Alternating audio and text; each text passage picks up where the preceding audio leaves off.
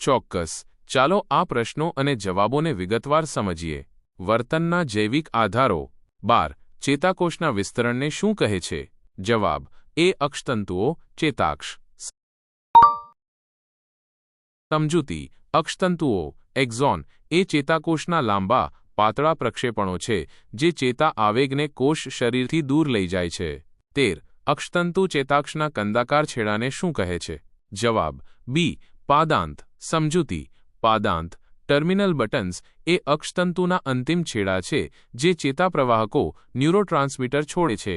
14. એક ચેતાકોષના અક્ષતંતુ, ચેતાક્ષના છેડાઓ અને બીજા ચેતાકોષના શિખાતંતુ, લઘુતંતુ વચ્ચેના કારિક જોડાણને શું કહે છે? જવાબ: બી. ચેતાગ્રથન. સમજૂતી. ચેતાગ્રથન, સિનેપ્સ, એ બે ચેતાકોષો વચ્ચેનું જોડાણ છે જ્યાં ચેતાપ્રવાહકો સંદેશાનું વહન કરે છે.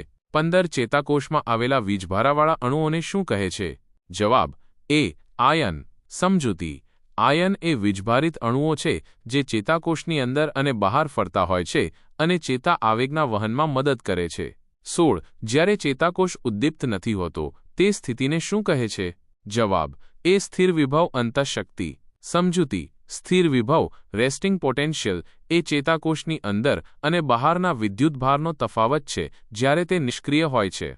17. સ્થિર વિભવ અંતઃશક્તિની સ્થિતિમાં ચેતાકોષની બહારની સપાટીની તુલનામાં અંદરના ભાગમાં કયા આયનો સહેજ વધુ હોય છે? જવાબ: એ. ઋણભાર. સમજૂતી. સ્થિર વિભવમાં ચેતાકોષની અંદરની બાજુ બહારની બાજુની તુલનામાં વધુ ઋણભારિત હોય છે. 18. જ્યારે ચેતાકોષ ઉત્તેજિત થાય છે તે સ્થિતિને શું કહે છે? જવાબ: બી. ક્રિયા વિભવ અંતઃશક્તિ.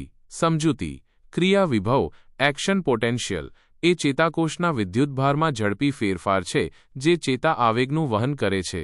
19. ચેતા આવેગનું વહન કરતા રસાયણો કયા નામે ઓળખાય છે? જવાબ: એ. ન્યુરોટ્રાન્સમીટર્સ. સમજૂતી. ન્યુરોટ્રાન્સમીટર એ રાસાયણિક સંદેશાવાહકો છે જે ચેતાગ્રથન પર ચેતા આવેગનું વહન કરે છે. 20. એક ચેતાકોષમાંથી બીજા ચેતાકોષમાં સંદેશાઓનું વહન કયા પ્રકારના રાસાયણિક પદાર્થ દ્વારા થાય છે? જવાબ: એ. ચેતા આવેગ વાહકો. સમજૂતી. ચેતા આવેગ વાહકો, ન્યુરોટ્રાન્સમીટર, ચેતાગ્રથન પર રાસાયણિક સંદેશાનું વહન કરે છે. 21. ચેતા આવેગ વાહકો, ન્યુરોટ્રાન્સમીટર્સ શેમાં રહેલા હોય છે? જવાબ: બી. પુટિકાઓ, પોટલીઓ. સમજૂતી. ન્યુરોટ્રાન્સમીટર પુટિકાઓ, વેસિકલ્સમાં સંગ્રહિત હોય છે જે પાદાંતમાં સ્થિત હોય છે. 22. શરીરની દરેક પ્રકારની ક્રિયાઓનું નિયંત્રણ કોના દ્વારા થાય છે? જવાબ: સી. ચેતાતંત્ર. સમજૂતી. ચેતાતંત્ર શરીરની તમામ ક્રિયાઓનું નિયંત્રણ અને સંકલન કરે છે. 23. નીચેનામાંથી કયો અવયવ કેન્દ્રીય ચેતાતંત્રનો ભાગ નથી? જવાબ: ડી. થાયમસ ગ્રંથિ. સમજૂતી. થાયમસ ગ્રંથિ અંતઃસ્ત્રાવી તંત્રનો ભાગ છે જ્યારે મગજ, કરોડરજ્જુ અને થેલેમસ કેન્દ્રીય ચેતાતંત્રનો ભાગ છે. આ